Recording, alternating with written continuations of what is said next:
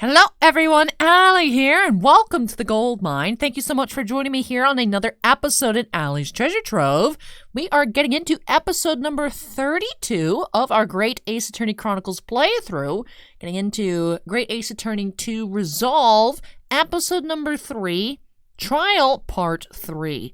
So, last episode was a lot. It was definitely a lot. We learned that Kazuma is alive. Kazuma was at some point taken in by Lord Strongheart and then pushed off onto Van Zieks as his assistant and is being trained to be a prosecutor. We learned that Drebber is an android dude and also tried to blow everything away with a bomb. Dr. Scythe is very odd. Lord Strongheart is even more suspicious and seems like a very interesting twist I feel like is going to be coming soon. I feel like as we unravel more of the story about that professor, that serial killer that killed Clint Van Zieks' older brother, and of course 4 others, was the story for the basis of the Hound of the Baskervilles. So it was assassinating those royalty people with giant dog. We did find that bloody dog collar was that stolen treasure that was hidden in Mr. Natsume's apartment that Shamspear was killing people to try and get access to. Something big is coming, and I'm not sure how we're going to connect all the dots, because Drebber seems to be involved. Drebber claims to have seen a reanimated corpse of the professor in the graveyard, but why was he digging around in the middle of the night in the graveyard? What happened? He saw something crazy because his hair turned white. They obviously checked the grave. The body was still in there, the professor. No one knows what he looks like.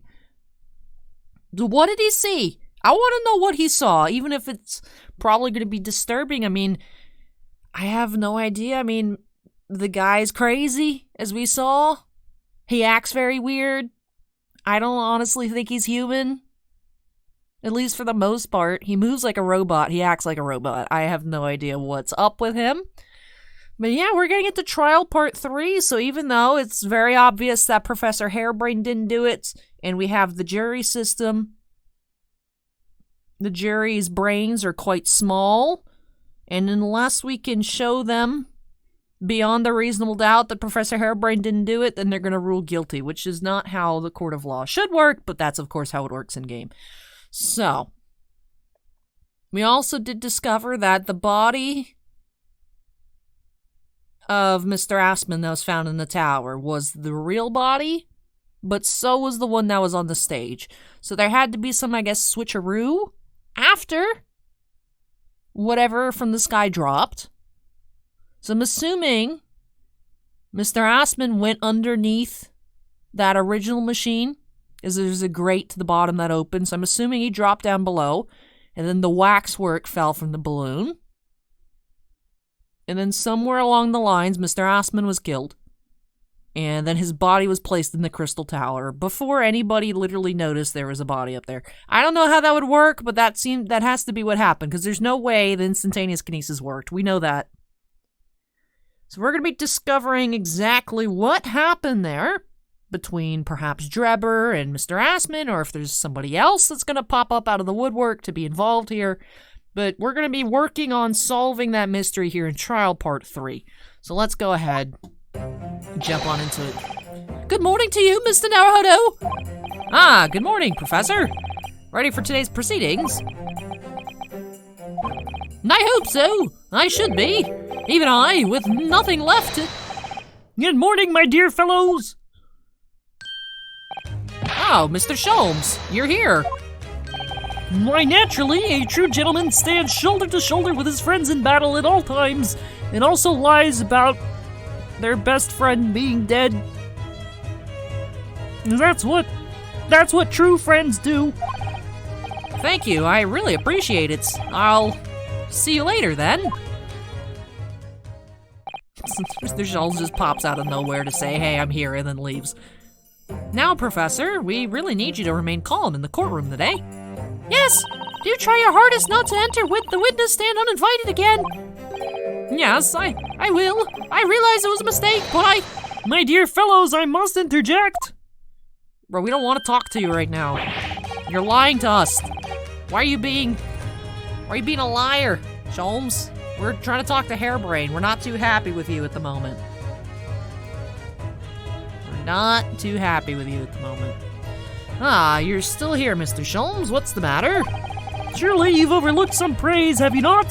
To be cast in my direction, Sorry, I don't follow. Must I spell it out? I, the great Herlock Sholmes, the greatest detective of worldwide acclamation, arose at some ungodly hour to be here now. First thing in the morning. The miracle, you must agree?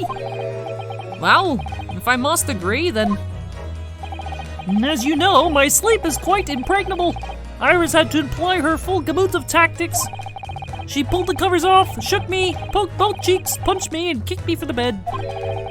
And then she poured a boiling cup of her latest experimental blend on my face, and I was at last bestirred. Oh my! Iris has been busy. Iris doesn't have it in her to go that far. She's too nice. Aw, I sense the spirit of a fellow scientist. One who relishes the infinite possibilities of blending tea. I'm the one worthy of praise here, not Iris. This is my victory.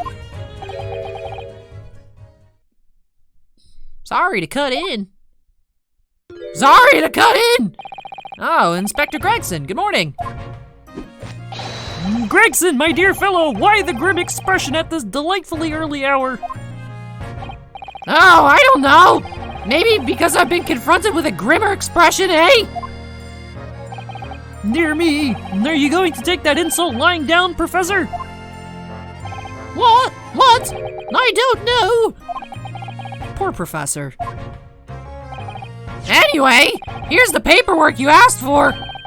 What paperwork?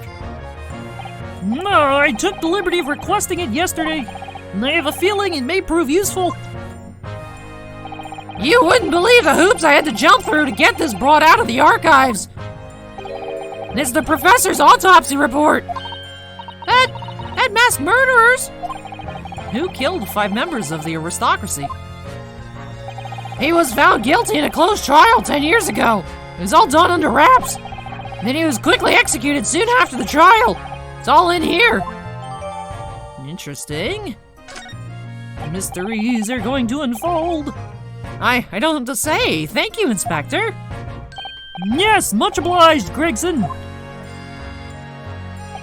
Us lowly lot at the yard are just doing what we can. In the shadow of the great Detective Sholmes, of course. That was a little unexpected. I suppose that was Sholmes's going away gift from Gregson, going to France. Be like, guess you're actually a good detective. That must be heart-touching for Sholmes to actually hear from Gregson. Most impressive. Well then, Professor Hairbrain, this is it. Today we're going to lay all this to rest at last. See, joke's on you, Professor. I believe there's a trial part 4 coming, so we're not actually gonna do that today. But anyways, I wish you the best of luck, Professor. I suppose he'll be in that today, will he? Drebber? Yes, we expect the prosecution to summon him as a witness. And I'm still amazed that you managed to find him in just one day. I really owe you both so much. Counsel and the defendant, the trial is about to resume. Kindly make your way to the courtroom at once. All right. This is it then, the final chapter. Funny, my heart's racing a little. I've not felt this before, actually. This strange foreboding. As if something's going to happen in this trial that I'm not ready for. But I can't let that distract me from the only thing that really matters. Finding the truth.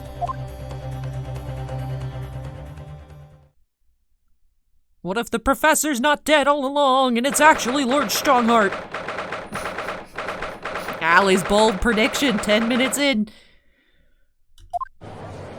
That would be wild, dude. Oh yeah, I forgot Cosma, not Cosma's gonna be here. Maybe that's what we're not ready for. In her name of Her Majesty the Queen, I hereby declare this court to be in session again. We resume the public hearing of Albert Harebrain, here present, who stands accused of murder.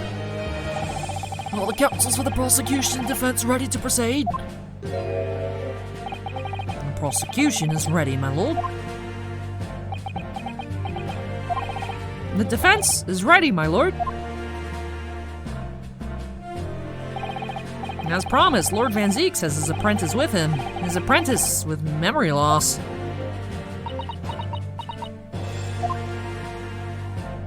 If I may, Lord Van Zeeks. Yes, my lord. There appears to be someone standing at your side. Ah, yes, my apprentice and assistant. The prosecution believes today's proceedings will see the complexity of this case rise considerably.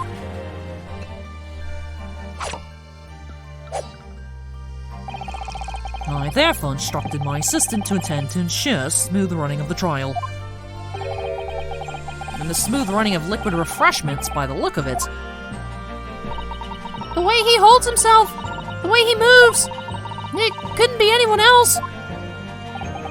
But he's still suffering from amnesia, so there's really nothing we can do at the moment. I know, but, oh, this is so very hard. It would appear the prosecution has done a fine job in yesterday responding to the demands of the court. I understand you have successfully secured the engineer who disappeared from the scene on the day in question. Yes, my lord. I intend to call him as a witness shortly. Very good, very good. Now then, ladies and gentlemen of the jury, who have been chosen at random to represent the will of the people in this courtroom today, are you ready and willing to proceed? Of course, my lord. I'm sure we all understand the importance of doing our civic duty.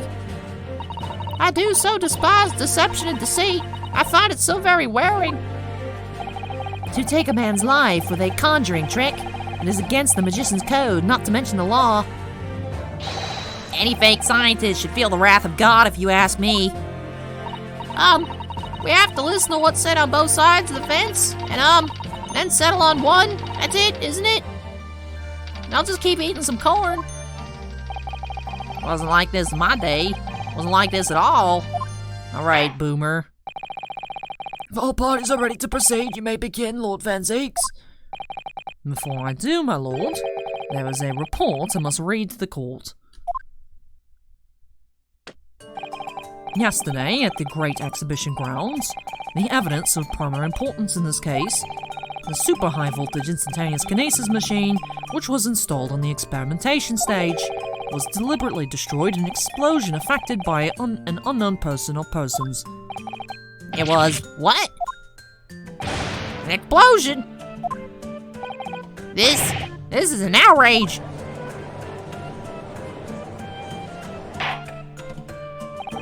Yes, I heard this grave news yesterday. Scotland Yard submitted a report to my office in the evening. I read that the machine was blasted to smithers, and the wreckage reduced to ashes in the flames. I have here a photographic print of the scene taken in the wake of the explosion. It shows what little remains of the machine. Yes, a terrible business. He did it to destroy the evidence, did he? That Enoch Trevor! The court will take this print as evidence, counsel. Alright. Does show that little trapdoor nicely, though. Late yesterday afternoon, the prosecution afforded to the machine by the Special Dispensation for Scientific Equipment Act was revoked. Now, the protection, rather than the prosecution, excuse me.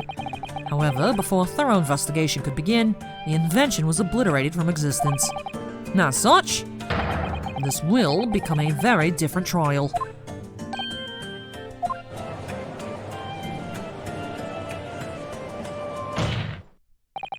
As it stands now, with no evidence on which to draw meaningful conclusions, the authenticity of the kinesis machine will remain forever in obscurity. Indeed. A most unfortunate state of affairs. However, one thing remains clear. The victim's death was the result of the actions of the accused. Of that, we can be certain. For it was the accused himself who was operating the machine, and who ultimately caused its loss of control. Objection! As Lord Van Zeeks rightly says, this is a very different trial now. The accused accepts responsibility for his part in the events that transpired. He acknowledges that Mr. Aspen died as a result of the accident caused by his machine's malfunction. However, unbeknownst to the professor, he was being deliberately deceived by a pair of very clever fraudsters. Names, counsel, if you please. The engineer, Mr. Enoch Drebber, and the victim himself, Mr. Odie Espen. So what exactly were these two men up to behind the defendant's back? The defense intends to expose that information, thus establishing the unequivocal innocence of the defendant.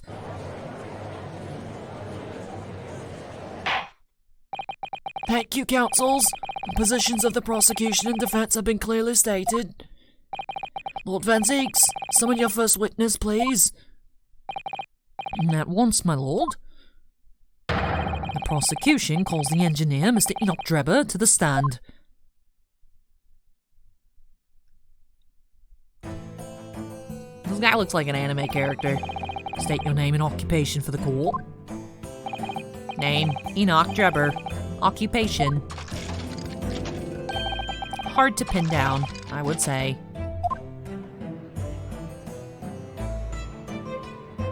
Oh, they're talking about his story, the monocle, and things like that.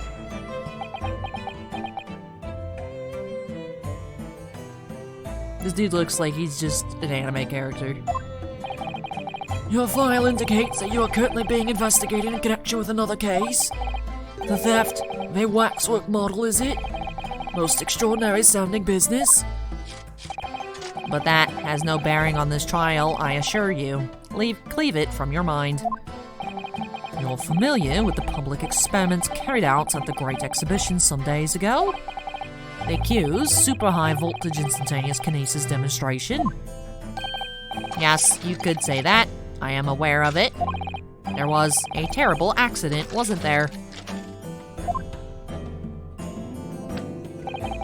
It was you, Mr. Drebber, who constructed the vast machine used in the experiment. Or so investigations indicate. Can you confirm your involvement? Yes, I constructed it, in precise accordance with the blueprints, but that's all. And the court would be very interested to hear your thoughts about the machine, I'm sure.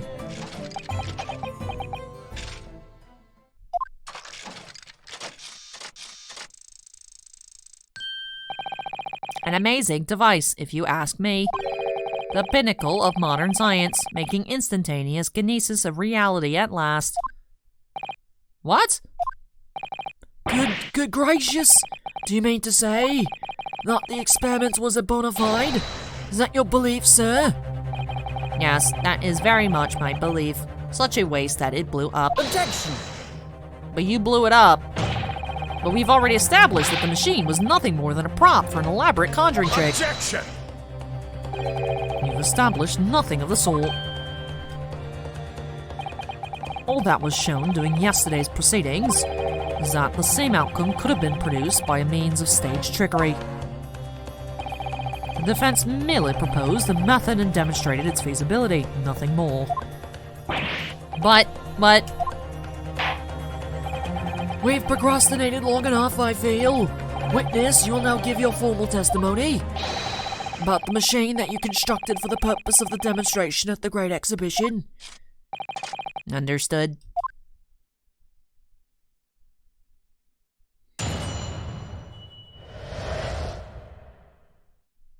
Alright, the kinesis machine. I met the young professor approximately 1 year ago, through Mr. Aspen's introduction. He provided me with the blueprints and I constructed the machine to his precise specifications. It was no trick. If the whole show was a fraud, it would have required a body double. Tell me, did the victim have a twin? All the spectators saw the birdcage appear above their heads and then crash headfirst into the crystal tower. A terrible accident, I grant you. Perhaps the science on which the machine was built was flawed somehow. Ah, a body double? That goes without saying, surely. To give the impression that something has moved when in reality it hasn't. It's a basic conjuring principle. The deception cannot be achieved without substituting the original with a fake at some point in the performance. But would I be right in saying you haven't managed to establish anything along those lines? Ugh. Incidentally, the prosecution has already confirmed that Mr. Assman had no twin siblings. It's my understanding that this witness is well versed in conjuring artfulness. But such talents do not indicate that he was actually able to accomplish what he claims. Namely, the construction of what, by all accounts, must have been an extremely complex scientific machine. Whatever do you mean? Yesterday's proceedings brought the true nature of your past exploits to light, Mr. Tripper. Indeed it did, my lord. As a swindler who preys on innocent scientists to elicit government grant money through conjuring know-how. Yes, it's true that I possess considerable knowledge of stage magic. But crucially, my scientific knowledge more than matches that of any academic in the field. Investigation of the witness's workshop attests to that claim, my lord. As evidence, the police found this Royal Society trophy for young talent and science there. Yes, that's true. We spotted it there ourselves. If a hypothesis is sound, it can always be forged into a physical manifestation with sufficient skill. Though I may have sold the secrets of some deceptive wiles to sniveling, talentless scientists in the past. Would you therefore assert that the explosion of the machine was an unfortunate accident, or, of course, a deliberate act of murder, carried out by misuse of the science?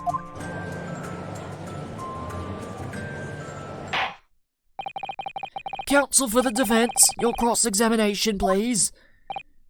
Yes, my lord. I mean, we know he stole the waxwork, right? So we know he had access to a body double, but we don't know what that looks like. We don't know what the head looks like, so it'd be kind of weird. Now, when in doubt, just press literally everything. Hold it! So you're already acquainted with Mr. Assman himself? Not really. By chance, I'd seen his name mentioned in the papers, that's all. But I had no interest in his private affairs.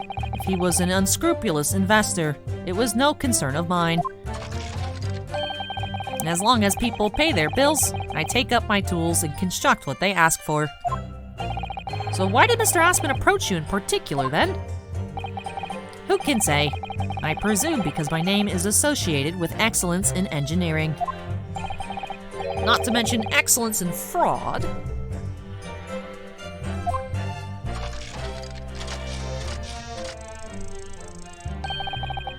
I must admit, I'm very enthralled with this character. I want to know what he's up to. I want to know why he's an android. I want to know how his brain works. I want to know what he saw at the graveyard. I want to know why he's doing this. I want to know if he killed Mr. Assman. I want to say one of my favorite characters so far, but one of the most interesting, I think, so far. Honestly, I've really liked Mr. Natsume. Maybe just because I feel like I relate to him being anxiety incarnate. Obviously, I've never been accused of murder 2 days in a row, but just... they're looking at me constantly and they're talking about me behind my back.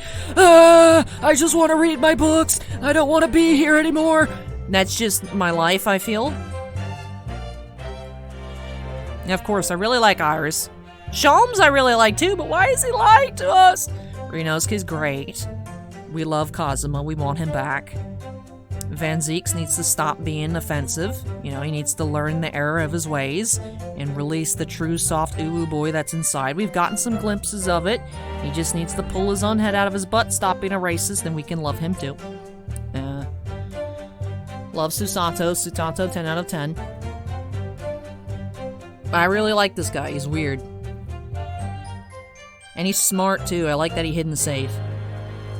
Obviously, that was planned. I just like this character. He has great outfit, great hair, evil face. I want to know what's up. What percent of him do you think is human? Let me know in the comment section down below. Because this looks like a bolt here. Like, obviously, this is a this is a hand that's not a human hand. But I feel like this is just straight up another robot arm too. It looks like it looks like a ball joint here for his hand. And obviously this is, something's going on here. I want to say like 50-50. Because he still functions enough. I'd say 50-50 human-robot. Let me know your thoughts in the comments down below. Hard to gauge, but the point is, all I did was construct the machine according to the blueprints I was given, that I also burned the other day when the police showed up at my house. Not suspicious at all. In other words, the Kinesis machine was built on solid scientific principles. Yes, you might say that. Professor Hairbrain certainly has a mind like no other.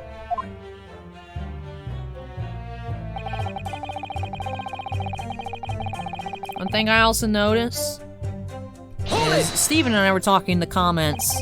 Steven was mentioning that he thought that maybe Dr. Scythe would be related to Strongheart. And they do have very similar eyes. The coloration and things like that. But just based on the hair, I mean, obviously we know that his hair turned white after from the stress from that he endured. The shock that he endured at the graveyard. But I feel like he could be related to Scythe too, just they also have similar eyes. I wonder if that has any bearing on it. I wonder if there actually is some secret like brother-sister stuff going on in this game, or they just happen to have crazy eyes. I don't know. Also, why is the forensic department, the secret forensic department that really has no authority? It doesn't exist yet, but it's Strongheart's personal investigative department that he wants to make in charge. He wants to put Dr. Scythe in charge of everything, but oh, Strongheart's not suspicious. But why do they go through 500 scalpels a month? That's a little weird.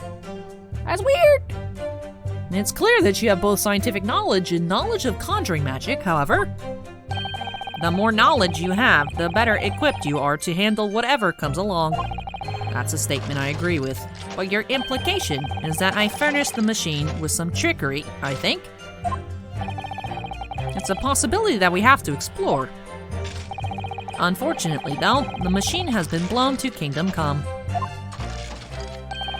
So there's really nothing left to explore, is there? It appears that the Kinesis machine was fitted with a timed explosive device of some kind. And there's nothing left of that device either. Not a single shred of evidence remaining, I hear. He must have planned all this from the outset. But in any case, it is abundantly clear that the experiment couldn't have been a trick. Well, I don't know about that.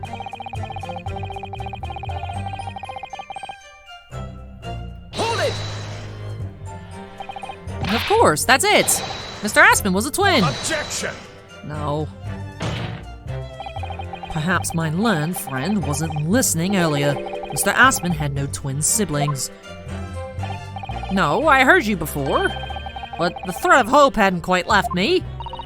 The demonstration could have been a trick if there was somebody who looked sufficiently like the victim. But Dr. Scythe absolutely ruled that out as a possibility. It is beyond question that the victim himself, Mr. Aspen, did move from the stage to the Crystal Tower. The fingerprints found at the scene attest to the fact. So it can't have been orchestrated using someone who looked identical to Mr. Aspen, then? What are you thinking, Mr. Naruto? Oh, no, nothing. Just that the idea of someone who looked identical to the victim is playing on my mind.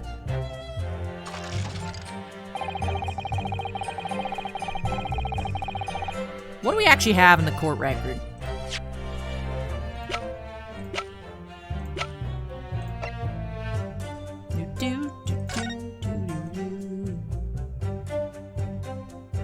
I would like to investigate this. This lock does look very strong, doesn't it? There's definitely no way you could remove the mask yourself if it was put on you. What a terrible way to treat someone, even a convicted criminal. I know, it's starting to make me livid, actually. Mr. Naruto, please! I mean, just think about it. Imagine if you had an itch on your cheek all of a sudden, you'd be utterly helpless. Well, yes, that's true. But I'm not sure that warrants quite so much anger. Oh, right, sorry. But what about this little latch down here?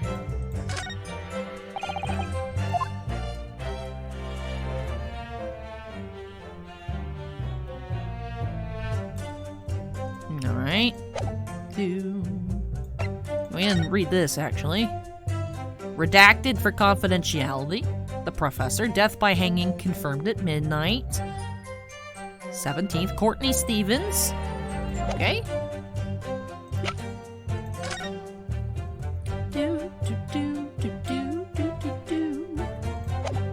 Alright.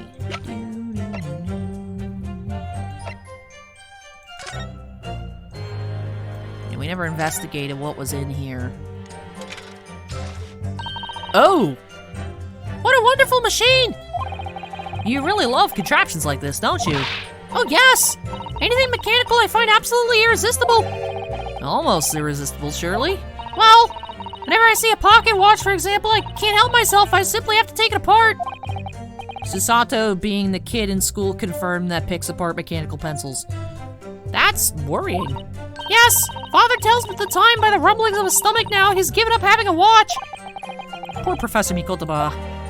Alright, what about this big old blood stain? What about that? That's kind of important. Look, Miss Naruhodo! What is it? On the bellows, just here! There seem to be some very dark red stains. Yes, you're right. It looks like blood, actually. Oh! Oh my! I'm sure it's not what you're thinking. Alright. What if this is the real camera? That might have the actual plane of glass that has the picture of whatever he saw at the graveyard. Oh look, the cover came open. Yes, now, there should be a glass plate inside. You have to change the plate with each new photograph you want to take, you see. Is something wrong? There's no plate. It's been removed. Ah, what a pity. But I suppose if you think about it, this wouldn't be the actual camera that was used at the time, just like the waxwork isn't the actual person. We'd never found a photographic print of the executed convict coming back to life anyway. Oh, yes, you're quite right, of course. Poor Susato-san, she looks devastated. Destroyed. Susato's been destroyed. Poor Susato. So why does this have blood on it?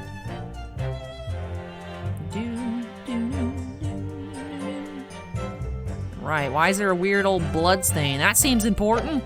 Yo, is there anything else I can click on? There's a little metal plaque here, look. Fostering burgeoning talents for the future of scientific discovery. It seems rather ironic, doesn't it? But clearly Mr. Drebber was a very talented scientist.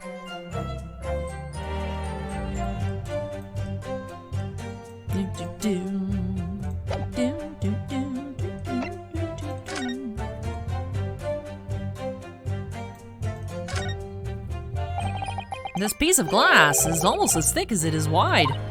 Yes, I've never seen anything like it. If you were to compare it to a human, only Mr. Sholmes has such thick skin. There's really no need for such a comparison, Mr. Naruhodo, as you well know. Anyway, it can only be from the Crystal Tower, surely. Yes, I think so too. It was probably made especially to meet the demands of that great structure. Alright. I suppose we could present the head on the statement that was prior, but... Hold it! Let's just keep pressing everything, get that all out of the way. It crashed head first, you say? According to the many witness reports from those there at the time, yes. Were you not there at the Great Exhibition Grounds on the day?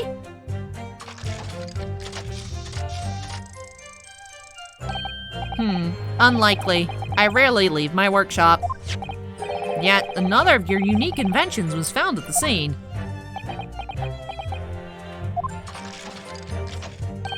Well, it was the unveiling of a machine I'd labored over for many months. I saw it clearly with my own eyes, the birdcage plummeting headfirst into the tower. What a surprise! I believe the victim's neck was broken from the headlong fall, wasn't it? How would you have come by that information? Even an infernal recluse like me reads the newspapers, you know. According to the reports, 2 injuries were apparent on the victim's body. Yes, he'd been stabbed in the chest by a screwdriver believed to belong to the defendant, and he had broken vertebrae as a result of a fall from a considerable height. Correct. My learned friend has been doing his research, it seems. Do we know which injury was the fatal one? Sadly not. Forensic science is not yet at a level where such things can be determined. What we do know is that the victim died having sustained both injuries at some point during the experiment. And since he was found in the birdcage with his neck broken, it's obvious that he fell from a considerable height. I suppose that's hard to deny.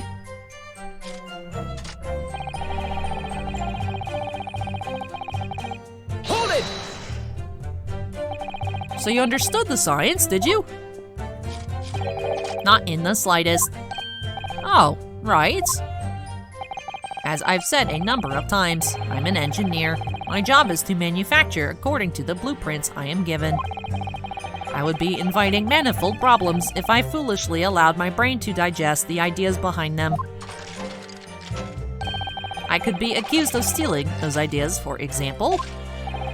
But how is it possible to construct a machine without really understanding the principles it relies on?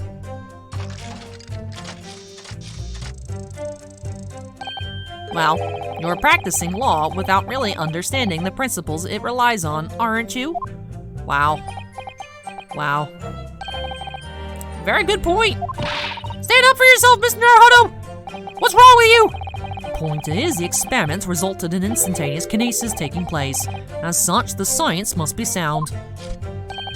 Yes, and really, experimental results are all that matters when it comes to proving a hypothesis. He's certainly very sure of himself. What do you think, Mr. Naruhodo? Well, now that the machine has been completely destroyed by yesterday's explosion, it's going to be impossible to argue its authenticity one way or the other. But if we're unable to establish that as a piece of stage trickery rather than genuine science, we will have no grounds on which to demonstrate Professor Harebrain's innocence. Both Mr. Aspen and this man standing in the stand tricked the professor and used them. They took advantages of naivety and naivete is usually how I see it, but that's a Y at the end. Anyways, and his unbending belief in his work, and I won't let them get away with it. And seeing as the professor's an old friend of Lord Van Zeek's, what on earth must he be feeling towards Drebber?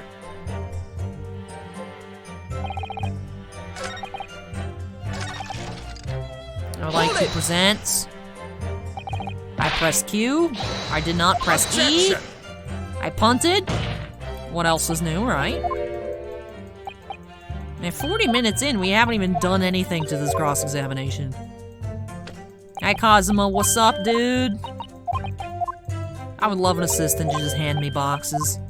I'd actually probably hate it.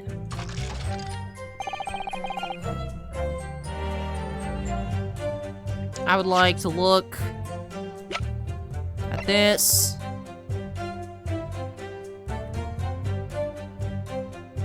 I'd like to present this. Objection. Good thing I punted because the other thing was wrong. Yes. Did you hear that? That was my hip cracking. That's what happens at 2:15 a.m. on a Saturday, right? We've examined the birdcage that crossed into the Crystal Tower ourselves. As you can see, the cage, which is a wooden construction, has sustained damage in one particular spot. Following the explosion, it fell some 30 feet into the glass of the Crystal Tower. That level of damage is to be expected, surely. I agree. The damage itself is entirely understandable. What doesn't make sense is the location of that damage. All the breakages in the wood are at the base of the birdcage, not the top. What are you saying? That was a very human reaction. That's the opposite of where they should be. That's right, my lord. The birdcage that was at the scene is damaged at its base. So we have reports of the birdcage falling headlong into the Crystal Tower, yet the damage is at the bottom. The only way to reconcile these two facts is to accept that there were two bird cages in play that day, which were at some point switched. Switched during what wasn't a scientific experiment at all, but an elaborate piece of stage trickery. Yeah, maybe he unrobots. Good gracious, explain yourself, witness. Nay. Well, if we examine the facts, there's only one logical conclusion we can draw. The damage on the base of the birdcage clearly indicates that it crashed tail first into the tower. Objection! But multiple witness reports claim it fell headfirst. The birdcage materialized in the sky next to a balloon flying over the stage, following a spontaneous explosion, at an altitude of some 60 feet above ground level. Which is approximately 18 meters! Thank you, Susato. And then it then proceeded to fall some 30 feet into the Crystal Tower in the ensuing deflagration. Witness reports amid such chaos are notoriously unreliable. Objection! But the victim's neck was broken. Objection! He planted 30 feet inside a heavy wooden cage. However he fell, it would be unsurprising to find one or two of his vertebrae crushed.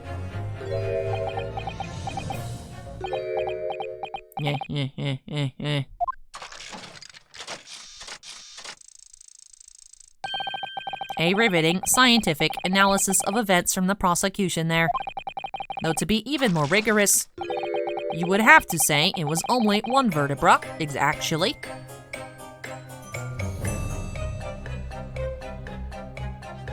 This guy is so evil. This dude is next level evil. Listen to this music, dude.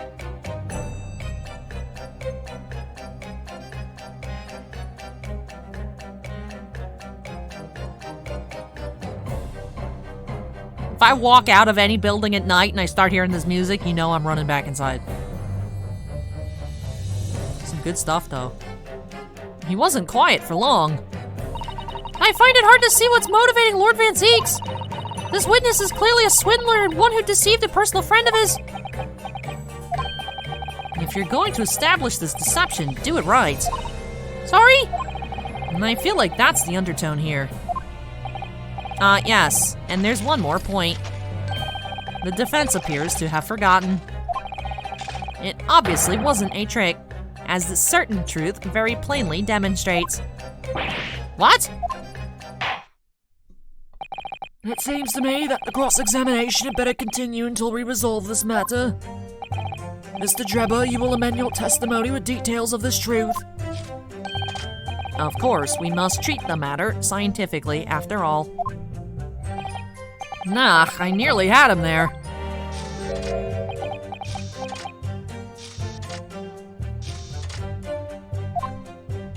That was interesting.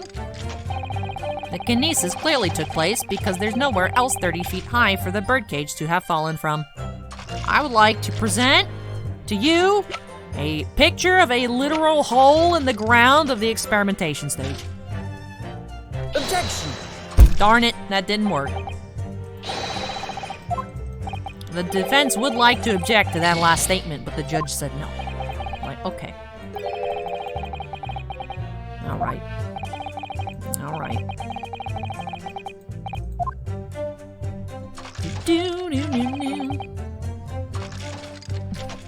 He at least let me come back to press. What do you mean? Well, before the demonstration began, the victim was alive on stage in front of the audience. Yes, there are lots of witnesses who saw Mr. Aspen on the experimentation stage, that's true. And the victim's neck broke as a result of an impact following a fall. Logically, therefore, the victim must have fallen from somewhere. The balloon that exploded was at an altitude of 60 feet. The point of impact on the tower was 30 feet up. That difference of 30 feet is therefore the total distance the birdcage fell. And there's no other location from which the cage could have fallen that distance if it didn't drop out of the sky. Ergo, the victim himself must have been beamed from the stage into the sky above the Crystal Tower. A trenchant scientific analysis. Dear me, every time I hear it explained, it sounds increasingly plausible. Oh yes, It's all very well thought out. All of my excuses. Certainly all the spectators on the day saw it. The birdcage plummeted 30 feet through the air, I mean. Irritatingly, yes.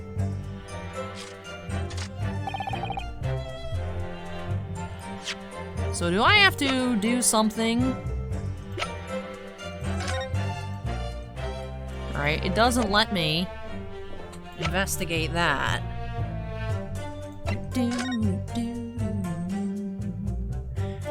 Yeah, there's those chunks of glass there.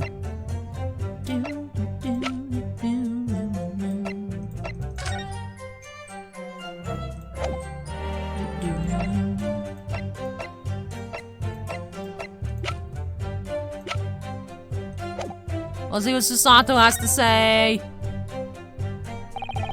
He's certainly very sure of himself. What do you think, Miss Naruhodo? Well, now that the machine has been completely destroyed by yesterday's explosion, it's going to be impossible to argue its authenticity one way or the other. But if we're unable to establish that as a piece of stage trickery rather than genuine science, we will have no grounds on which to demonstrate Professor Harebrain's innocence. Alright, we've seen this one. Susato has yielded nothing new for us.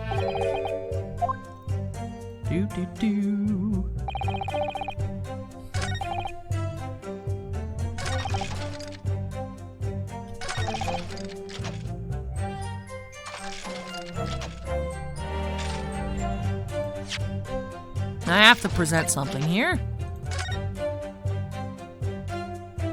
Or anything. This.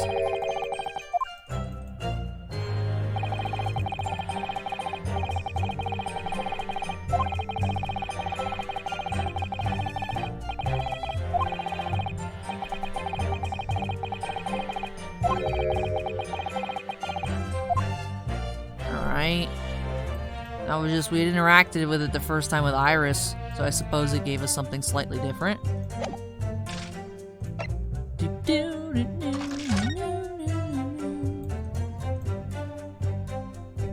mean, it could have dropped here.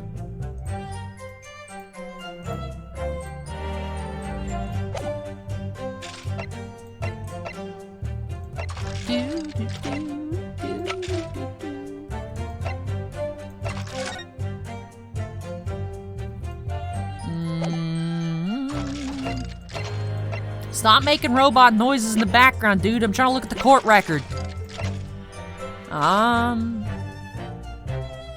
Objection! Ha! Knew it. This is a diagram of the experimentation stage and its surroundings. Looks like I was one step ahead. We know that somehow the birdcage appeared in midair before falling down into the crystal tower. A fall of about 30 feet, or 9 meters. However, if you examine the diagram carefully, you'll see that there is one other possible location from which the birdcage could have fallen. The same distance of 30 feet. No.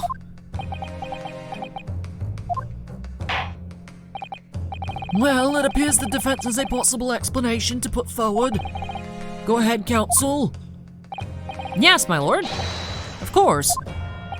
You will indicate the place to which you are referring, the same diagram. The alternative location from which the birdcage could have possibly fallen the requisite 30 feet. Take that! If it had fallen from here, the birdcage would have plummeted the same 30-foot distance. Objection! Wait. Come on, man. Rude. I don't want that gift, Judge. Take it back.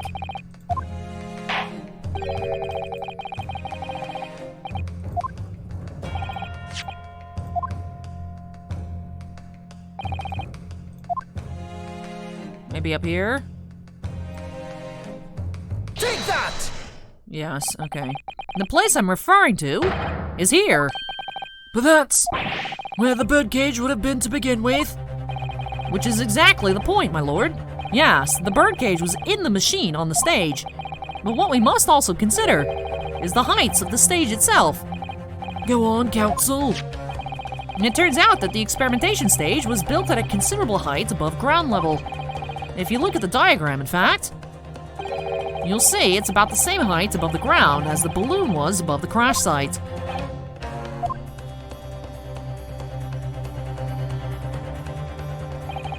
When the experiment got underway, the machine and the birdcage were engulfed in steam.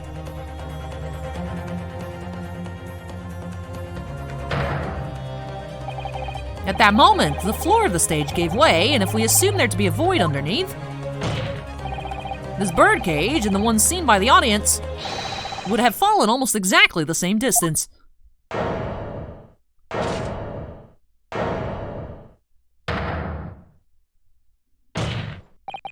Once again, my lord, this all points to the fact that there is not one birdcage, but two. Objection!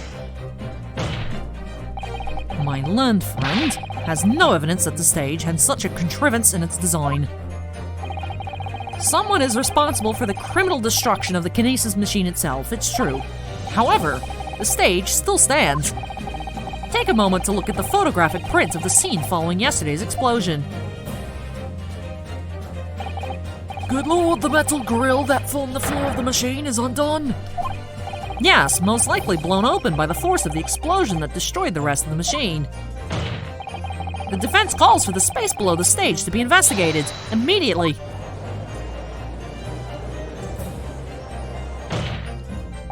Mr. Drebber, and it was you who built the kinesis machine, which means that it was you who built the two bird cages that were used to carry out this deception.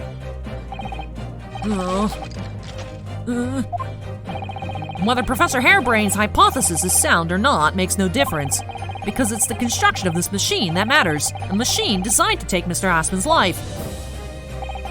And lay the blame firmly at the professor's door, something that could only have been carried out by you, Mr. Enoch Drebber.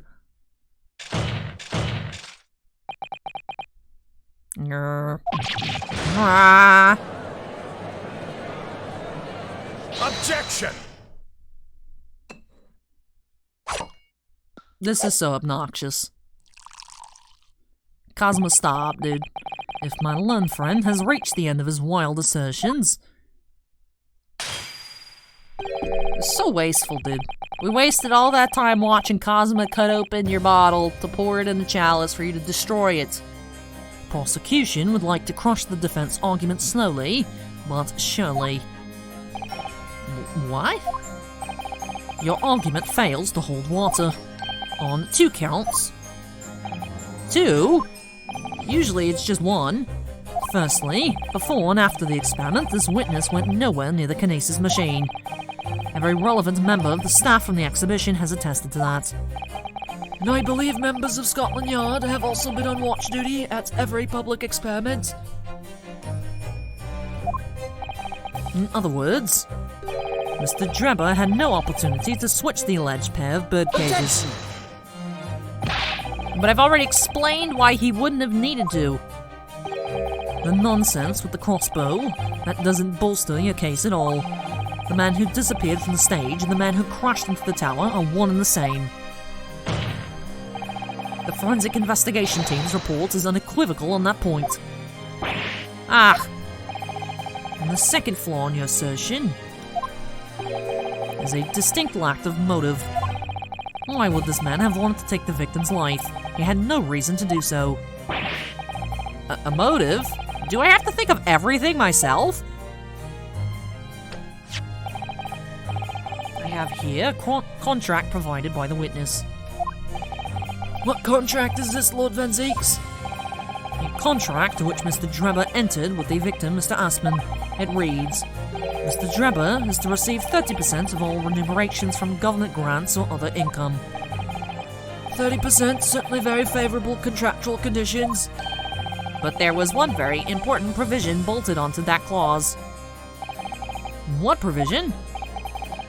Mr. Drebber may only uphold this right on condition that both contracting parties are alive. In other words, if either of us were to die, the contract would become null and void. So you see, I had nothing to gain from Mr. Aspen's death. The diametric opposite, in fact. Yeah, well, if you're planning to murder somebody, the easy way to be like, I didn't murder him. Look, I signed this thing that said if he dies, I don't get anything. Duh. That totally means I didn't do it. Not that I just big brain thinking that if I wrote that, people would think I didn't do it. Duh. Oh, sorry. Think that if I wrote that, they would think I didn't do it. Duh. E-Z. G-G. Prosecutor. Need I say more? The witness had neither an opportunity nor a reason to commit the alleged crime. In short, the possibility of Mr. Drebber having done as you suggest is nil. You know what's nil? Your face. Get wrecked. Ah.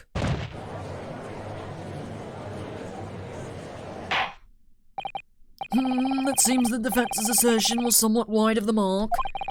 Lord Van Zakes, you'll submit the contract as evidence, please. I would like to investigate that.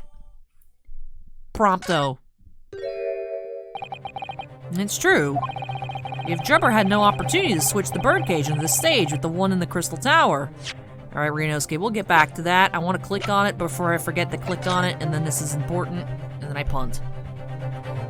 Alright.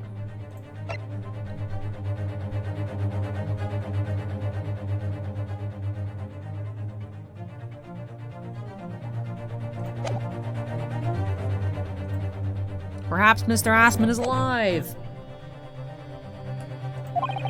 He couldn't have done it. And in any case, I have no idea what his motive might have been.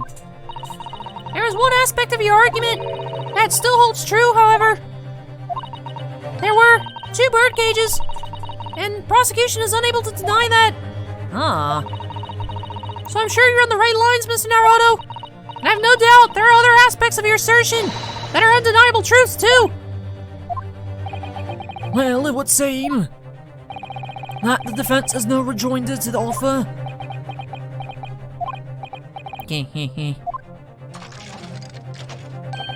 Well, I must say I'm a little surprised. I came here to testify about the machine I built, and instead my reputation is defiled. But the prosecution's counter has set the record straight, I think. It's impossible that I'm the culprit. Objection! Very evilly says.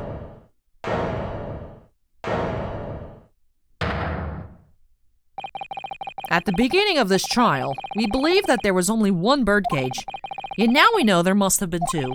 In other words, there was more to the demonstration than we realized at first. And I think it's abundantly clear that the same applies to the culprit. Get to the point. The stage demonstration was constructed and set up in its entirety by you, Mr. Drebber. Therefore, it's inconceivable that you had no hand in the events that transpired. Oh, he don't like that.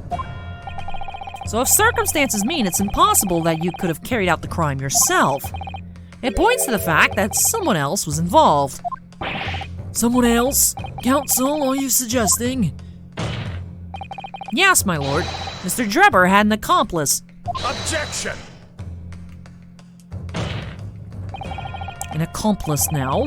Well then, I presume you're prepared for what's to come? Now that you're accusing not only this witness, but someone else of the most serious of crimes. If these accusations turn out to be false, then make no mistake, the prosecution will demand an equally serious punishment for your slander. We're gonna go full penalty if I punt. Well, counsel, do you intend to pursue this course and formally accuse another party of involvement in this matter? YOLO! What do I do here? At the moment, this is little more than a hunch on my part. And I don't know for sure if Drebber had an accomplice, or even if he really is the culprit here. One way or another, though, I have to make my position clear as a lawyer. So what's my stance going to be? Did Drebber have an accomplice? Or not? Ooh. Let's look at the court record. Kazuma's the accomplice. No.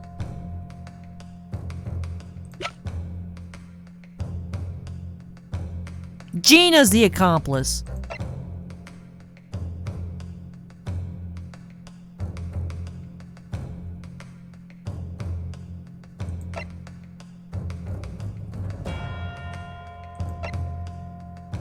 It's obviously Demon Boy.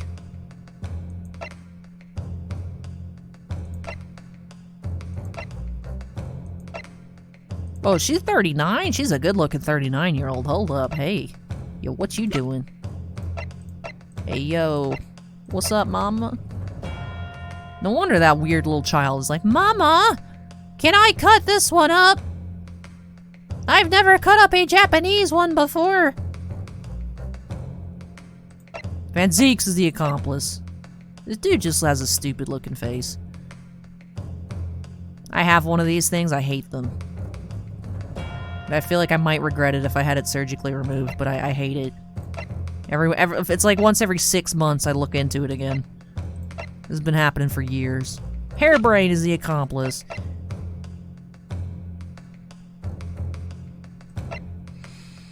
I'm not backing down. The defense is ready to name Mr. Drebber's accomplice. Somehow the 2 bird cages must have been switched. Everything points to that. Yet according to the coroner's report, that's not a possibility. But that inconsistency itself is a clue. Counsel! My lord? You have received a stalk warning already. If you are nevertheless determined, then I must now ask you to identify this alleged accomplice by name. Obviously the accomplice is Courtney Scythe, or whatever her name is. So your answer, please. Who do you claim to have been Mr. Drebber's accomplice? Ooh, hold up. Her name is Courtney Scythe. Yeah, I was memeing.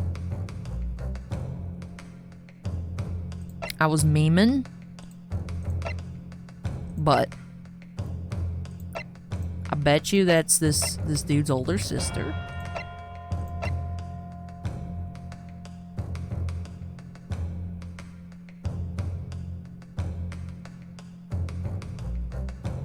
I don't know. I honestly not sure whether I present Courtney or I present Madame Tussbells. But she really seemed like she was actually concerned about paying the ransom. So I don't think that was fake. But based on what Ryunosuke just said... Oh, it's not a full penalty anyways. It's not like a super hard thing. Yeah, I'm a YOLO. YOLO. Because the thing is... Courtney was the person who determined whether or not the professor was dead.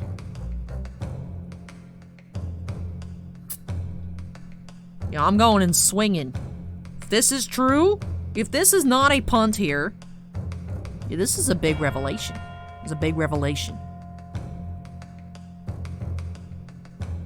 And it's getting me closer to the possibility of Lord Strongheart actually being Lord Sussheart, like I predicted from his first moment on screen. Take that!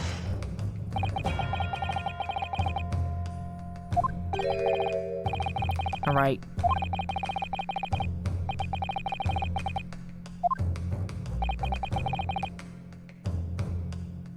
I was thinking this was wrong, but of course I'm afraid. After all, naming her in this capacity is definitely going to make waves. A lot of waves. Oh, I thought that was the wrong answer. Ooh. Ooh.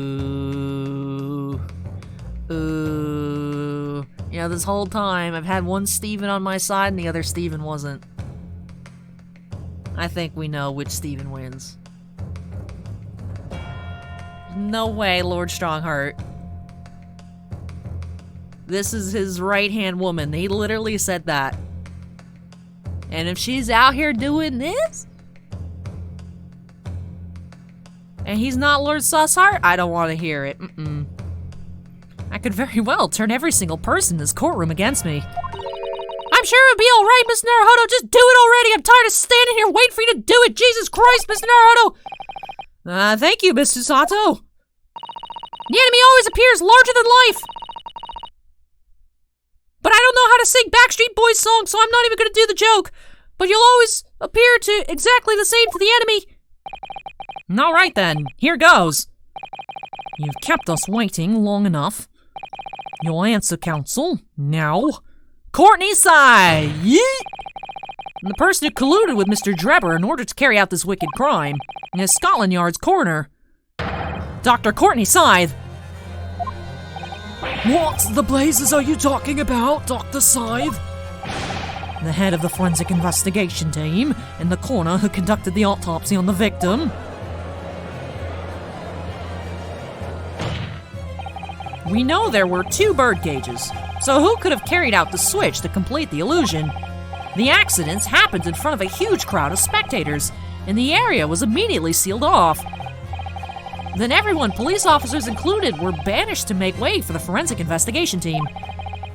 When else could the switch have occurred? And it could only have been in that team's presence.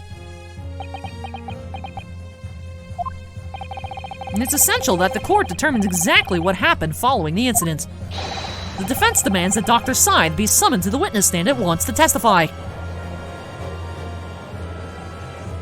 Making waves, dude. Making waves. You got nerve, lad. Standing up there, dragging the yard's name through the mud. I didn't mean to. It just kind of happened. I know the woman very well. There's no better dead room worker out there. How dare you call her a criminal? My learned friend's imagination appears to be wilder than the East End at night. But the recklessness of your accusation aside, there's another grave problem with your argument. One which the prosecution demands you address at once. A grave problem? Oh my word! Who do you claim acted as the victim's doppelganger? What? Certainly, if the bird cage containing the body of the victim was exchanged for another, that cage must also have contained a body. And yet, no missing persons or accidental deaths of anyone even remotely resembling the victim have been reported. Which means there was no one, dead or alive, who could have fulfilled the role of a body double for Mr. Aspman. Ah, that's true. No, it's not, Rianosuke. Pull your head out of your butt, jeez. If my argument is that there were 2 bird cages, then there must also have been 1 person inside each. But I don't know if I've got an answer to this yet, have I? Yes, you do. What can I do to reveal how this body double stunt was achieved? We can present evidence. Very well. The defense will address my learned friend's concerns by presenting evidence that reveals the true nature of Mr. Aspin's body double. Good gracious, evidence. I do hope this isn't filibustering, counsel. The court is expecting a name. If you think you have relevant evidence, present it now. Yeah, I got a head. The body double and the birdcage were hiding inside the balloon that was floating above the stage, which means that any witnesses would only have seen them from 60 feet away. So who was it that appeared out of the explosion some 18 meters above the spectators? Ah!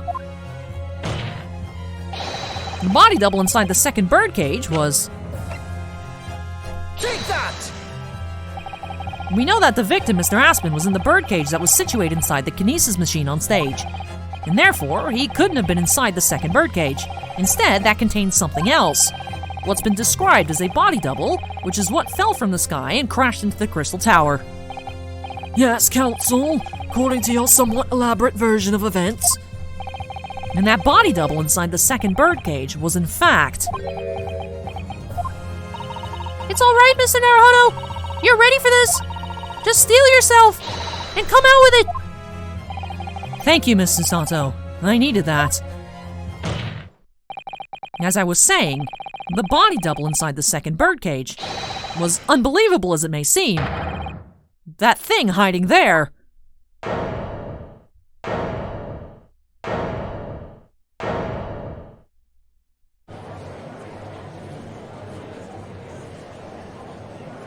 Objection! Open your eyes and look into mine, my Nipponese friend. My eyes are open, dude. What's the problem? Now tell me, what are you playing at? Stand firm now, Rianosuke. This is the time to show your Japanese spirit. As the court will observe, this is a waxwork model. A model, in fact, of an infamous London murderer from 10 years ago, the Professor. Objection! You started by indicting the leader of the forensic investigation team as an accomplice in this crime. And now you've moved on to indicating waxworks. Yes, that's about the size of it. But why? And why this waxwork? It looks nothing like the victim. In fact, it could hardly resemble him less.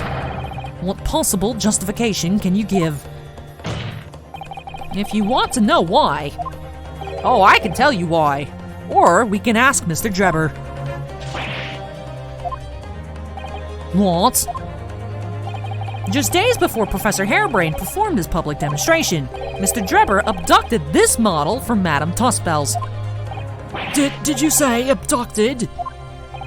And 2 days after the incident at the Great Exhibition, he returned it to the museum. Then the timing... Is this true, Mr. Drebber?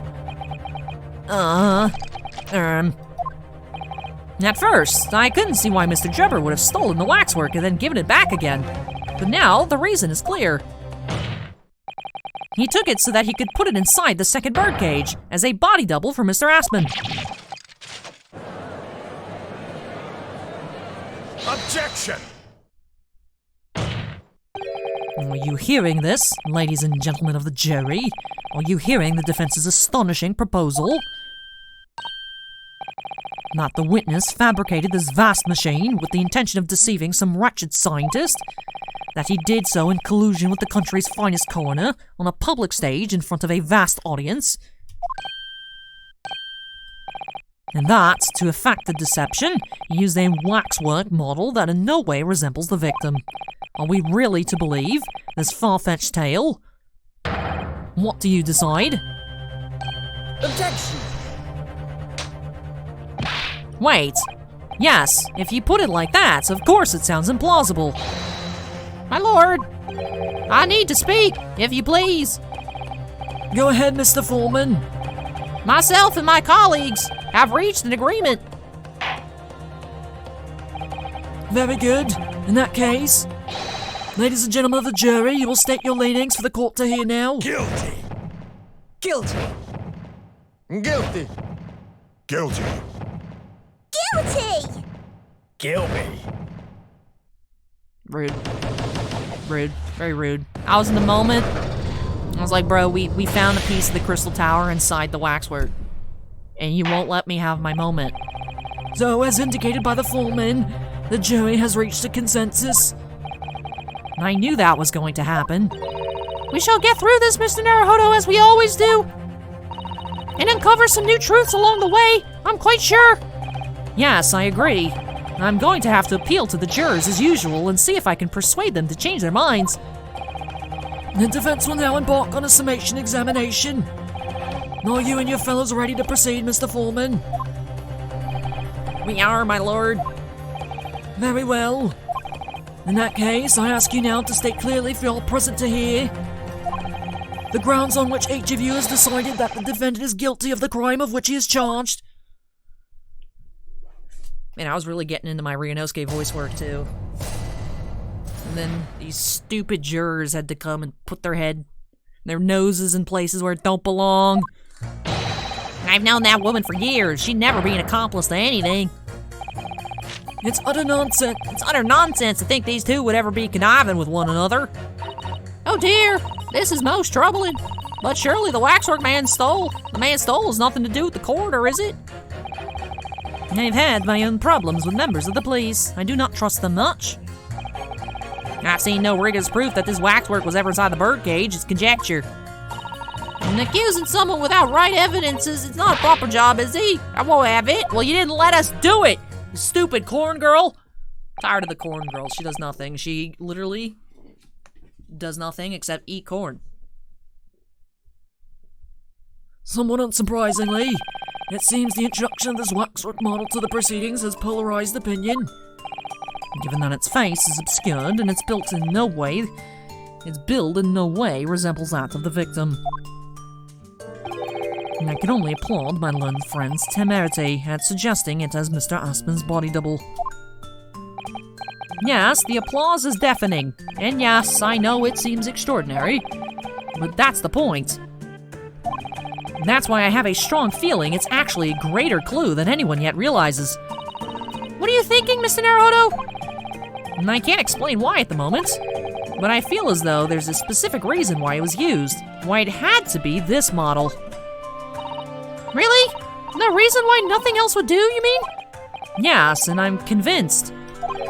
It's something far more significant than whether or not the model looked like the victim. Well, if that's the case, we must prevent the trial from ending prematurely at all costs. Yes, agreed. I have to find a way out of this. If you're ready, counsel, you may proceed with the summation examination.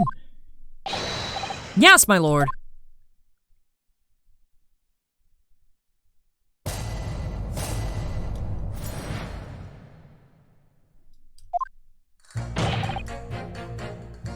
I want to talk to you. I want to talk to you.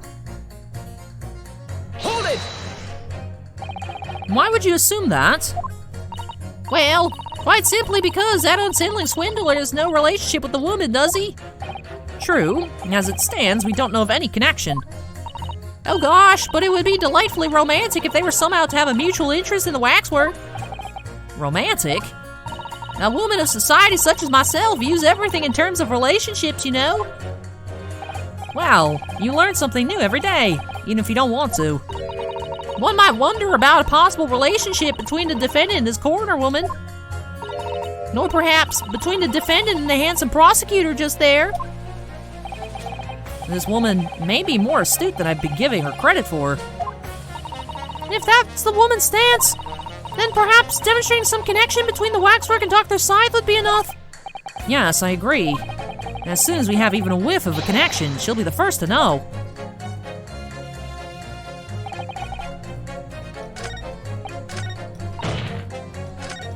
Alright, I want to talk to the old dude. Seems a little far-fetched to think that the waxwork model of the professor was in that birdcage.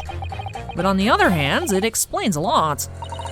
If there really is a reason why that particular waxwork had to be used as Mr. Aspen's body double, we must do everything we can to make the jurors understand it. The truth is, I'm sure that's the key to this, but it's the most puzzling part of it, too. In that case, you should see what additional information you can glean whilst trying to change the jurors' minds. If you can read a book whilst eating a rice cracker, Mr. Naruto, I'm sure you can do this. Right.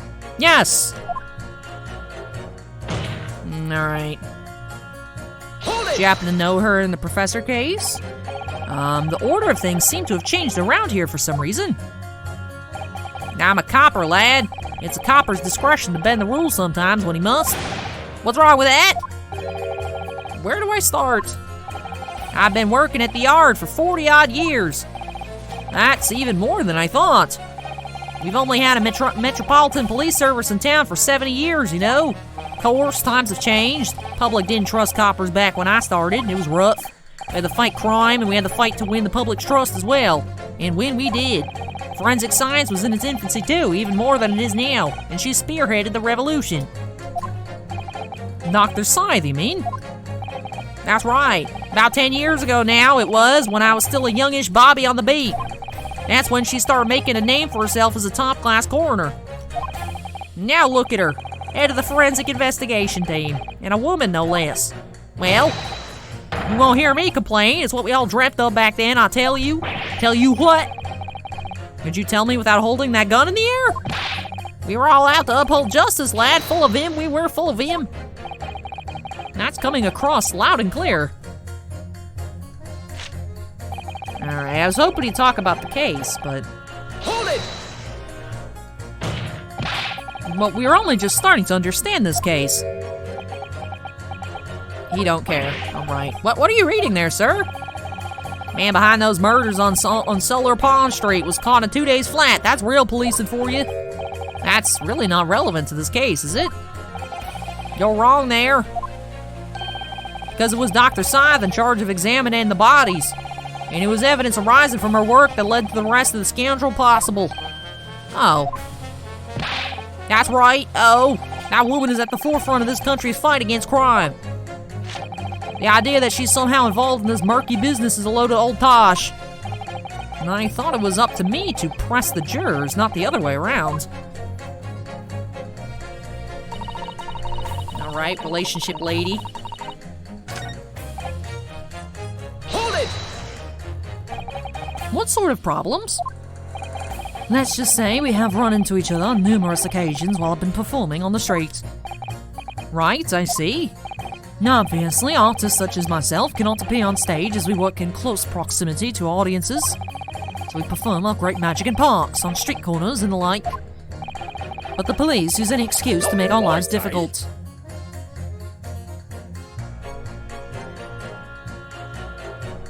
Excuse me. Do you have something to say in response to that, Mr. Ottermole? Who you calling a mass murderer? Ah, sorry, my mistake. I got confused because I heard you look like him. I don't look anything like the man. You want to be locked up, sonny? Thanks, Mr. Sholmes. Perhaps we could move on. I was really wondering if you had something you wanted to add in response to what juror number 3 just said. And clearly you do. Back in my day, back in the good old days, it wasn't like this. What was it like, sir? We worked our fingers to the bone to earn the public's trust, we did. And by Jove, we earned it. People respected us back then. Respected you? No one would have called the coroner into question them days. Coroner's report was the hallmark of an investigation done right, especially when Dr. Courtney Stevens put her name to it. She was the best of the best, and the apple of the force's eye. Hold on a minute. What are you talking about? Who's Courtney Stevens? Ah, sorry. Got a bit carried away there. Stevens is Dr. Scythe's maiden name. Her maiden name? So that was before she was married. Of course, yes. Silly me. It's Scythe now, isn't it? Stevens? And I'm sure I've seen that name somewhere recently, like in the record of who investigated the professor's body. Anyway, the point is, these were the great days of policing, not like now. Sorry to interrupt, sir. But do you think you could change your statement to include that name? Ah, well, yes, I don't see why not. She was Courtney Stevens back when I knew her, of course, a legendary coroner. Even then, I would like to pit you against the romance lady. Hello. Yes. Pit. Objection. These two statements clearly contradict each other. Good gracious! To whose statements do you refer, counsel? So, juror number 2. Oh gosh, me? What can I do for you? I presume that you heard what juror number 6 said in his statement. It's brought to light that the maiden name of the coroner, Dr. Scythe, which in turn has revealed a connection that wasn't apparent before. Well, naturally, as a woman of society, I find such connections and relationships irresistible. But oh golly, I'm afraid I fail to see what you mean. Dr. Scythe's maiden name is Stevens. And through that name, the coroner is very definitely linked to the waxwork of the killer. The defense has evidence to prove it. My goodness, evidence, you say? How utterly enthralling. Counsel, the court cannot overlook that last remark. I very much hope there is substance to your claim. Of course, my lord. I would ask the court to look at this. The evidence that clearly links Dr. Scythe to the mass murderer known as the Professor. Take that! And I have here a certain autopsy report from 10 years ago. A 10-year-old autopsy report? What relevance does that have? It is, of course, from the autopsy of the person portrayed in the waxwork, the killer known as the Professor. The Professor's? But the man was a capital offender, so... That's right, and this is the certification of death that was drawn up after the convict's execution. The identity of the killer was never made public, so the report gives few details. But what's important is the name of the coroner who wrote it. Courtney Stevens. Oh my, Courtney Stevens. Strike a light! It appears that the professor's autopsy was conducted by Dr. Scythe 10 years ago. And a few days ago, Mr. Drebber very deliberately stole the waxwork of the professor from Madame Tussbell's. A waxwork that doesn't, in fact, resemble the victim, Mr. Assman, at all. Do you suppose there's some unsavory relationship between those events? Absolutely, I'm sure of it. There's no doubt in my mind that the Professor case is at the heart of a link that we have yet to uncover between Dr. Courtney Scythe and Mr. Enoch Drebber. Hidden links, mysterious connections, secret relationships. This is all most extraordinary. We're surely obliged now to explore this further. Thank you, madam. Appreciate that. Quite right. We can't let this trial come to an end now. Not while there's this cloud of suspicion hanging over the yard's best coroner. I wasn't like this in my day, but we're still here to uphold justice in the end. He's like, yeah, that was kind of sketchy. Yo, Courtney, what are you doing? That was a little sketchy. It's the Professor. That's what links this frightful swindler in the corridor. All right, you didn't finish what you were trying to say earlier. Let's go back to you.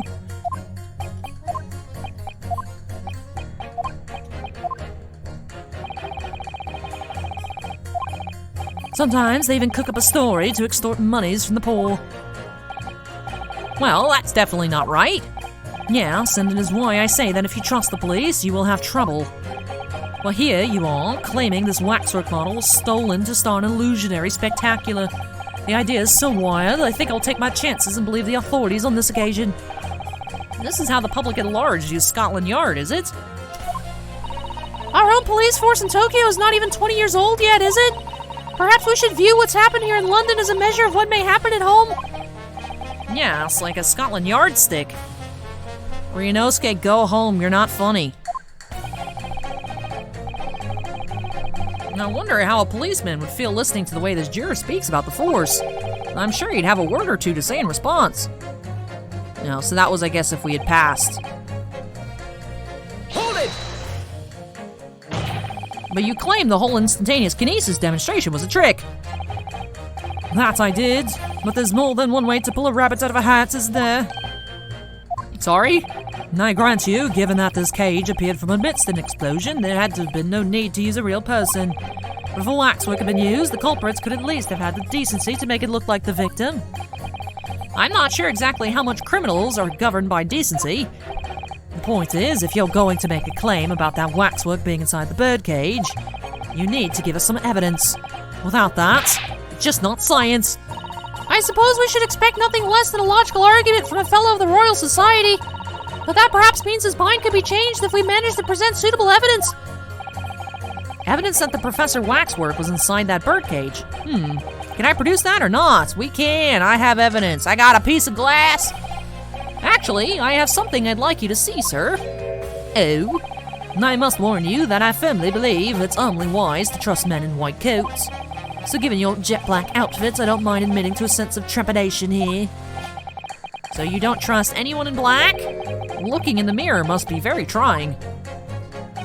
I do have some evidence that proves the waxwork was inside that birdcage, namely this giant hunk of glass. Take that!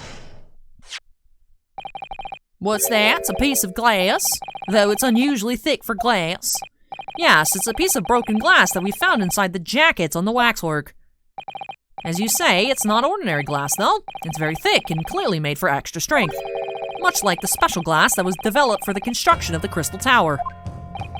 The Crystal Tower. Holy smoke! Exactly!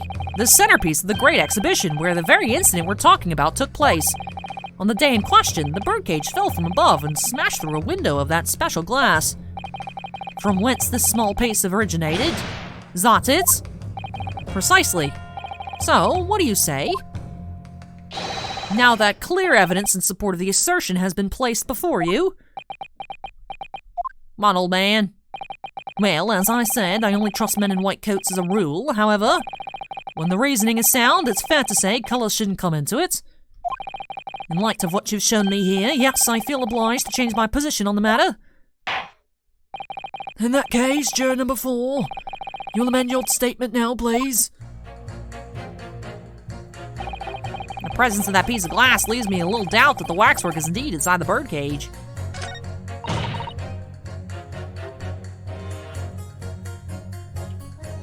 Hold it! And I've got to ask, why have you brought that corn into court with you? Colonel Cobb, he's been growing back on the farm. Picked him up on the way into town. He's a proper nibbler, he is. Yes, the nibbling seems to be taking quite a while. Maybe it could wait until after the trial? Oh, I don't like the sound of that. You need kernels at times like these. Whenever I've something big to decide, the kernels always point me in the right direction, see? You're talking about your cob of corn? Nibble nobble, guilty bobble. Nibble not guilty out. Nibble nobble, guilty bobble. Nibble not guilty out. What?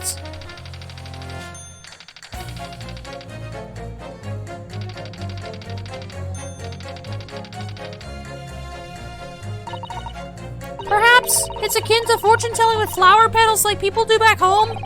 So Professor Hairbrain's fate is to be decided by a cob of corn. Could you not at least wait until we've had more time to find the truth before deciding on the defendant's guilt? Oh, I don't know about that. Me tum's awfully full already. Amazing.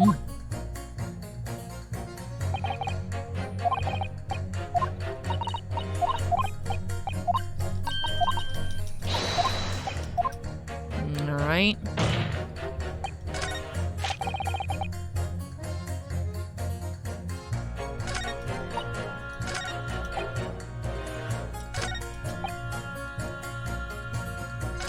Oop.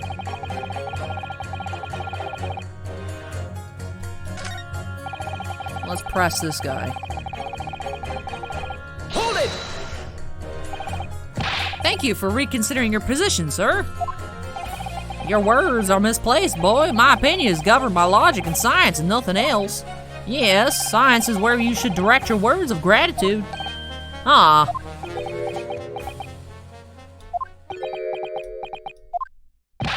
What's the matter with you? Too good to say some words of thanks? To the mother of all academic subjects? What is it about scientists, honestly?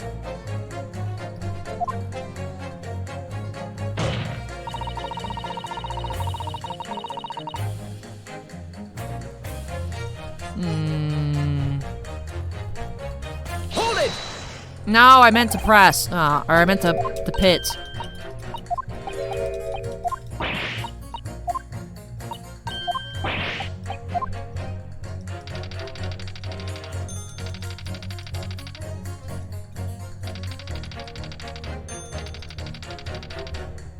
I meant to do this, obviously.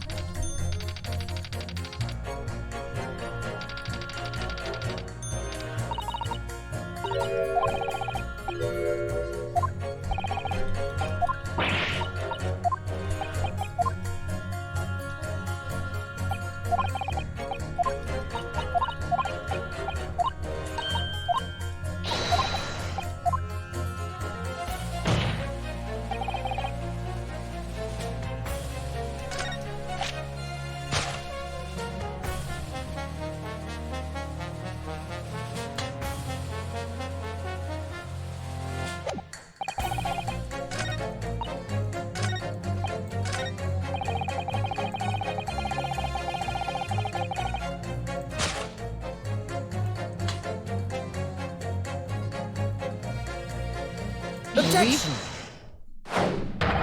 Those two statements clearly contradict each other. Good gracious! Two statements do you refer, counsel?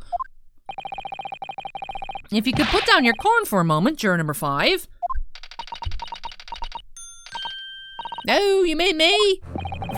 You've pointed out that it's wrong to make an accusation without evidence, but the accusation that the waxwork model was inside the second birdcage on the day in question is not without supporting evidence, as the defense demonstrated to the jurors sitting beside you. Oh, is that right? Would it be fair to say you didn't follow the argument? I didn't understand much beside Colonel Cobb, to be honest. Of course you don't. If I could interject here, please do, sir. Now that this assertion of yours about the waxwork has been backed up by some solid evidence, it'd be wrong of me as a man of science not to pursue the matter further.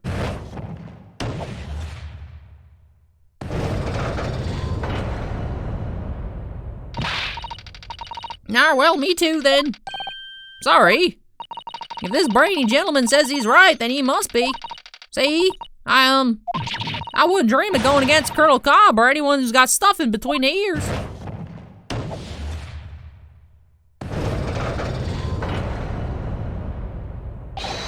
Success, if you can call it that. Thank you, counsel, that will do. As a result of the summation examination, the jury's overall leaning has changed. 2 jurors now called guilty, against 4 who call not guilty. Accordingly, the court has failed to reach a consensus at this time, and the trial must continue. We did it. Oh, well done, Mr. Naruhodo! Another wonderful victory!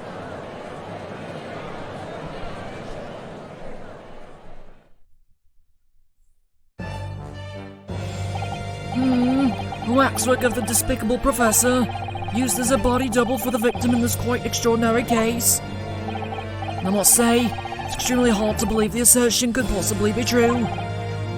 However, it appears that it does at least warrant further investigation. It's the waxwork of the professor that links Mr. Drebber and Dr. Scythe.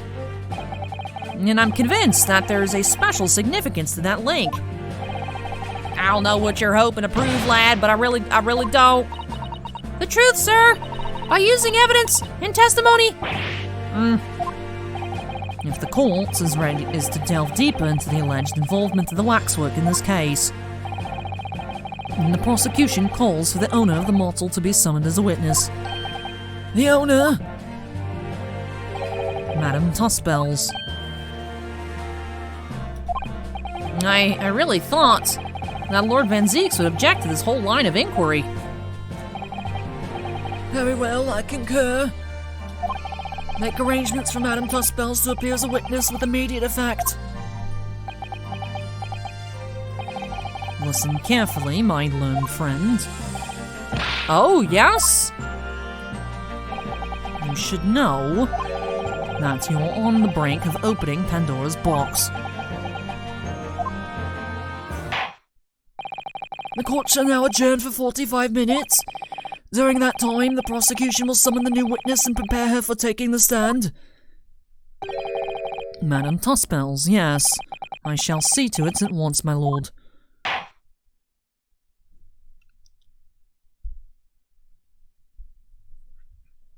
To be continued. Ooh.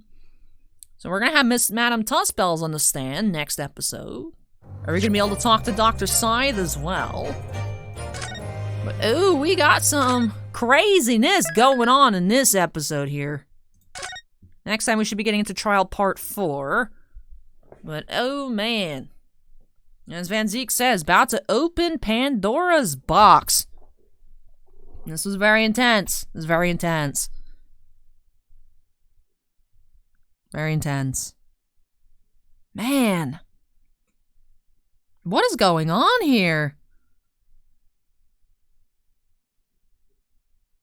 Why does she need so many scalpels? What is she doing? What are they up to? Oh, man.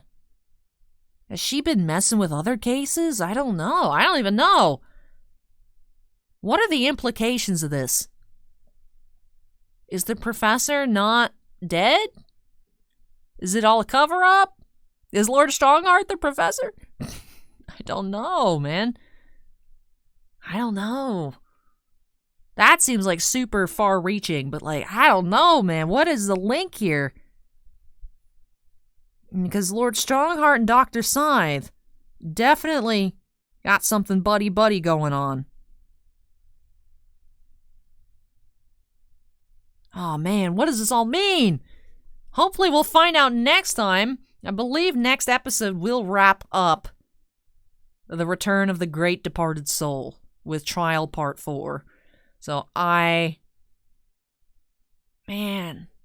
it's 3:16. I might take a little break and then we'll see. We'll see if I finish this off tonight, because this is, I don't know if I can put this down. This is so good.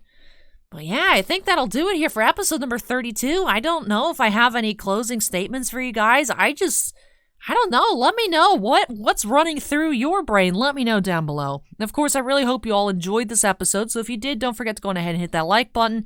And of course, if you're not yet part of the Alley's Treasure Trove family, I'd love to have you with us. Make sure you go ahead and hit that subscribe button. Also, before I take my little break here and decide if I'm going to be staying till potentially after even 5 a.m. here, I mean, I do sleep in on Saturdays. I do have, of course, the stream though. I have no idea. I don't think it's a good idea. Unfortunately, to stay. So we'll see. I'll think about it. I'll think about it and then figure it out afterwards. But man, before I get on out of here, I do have to give a big shout out to, of course, all of my patrons over on Patreon. Thank you so much, you all, for your above and beyond support. I absolutely, truly do appreciate it.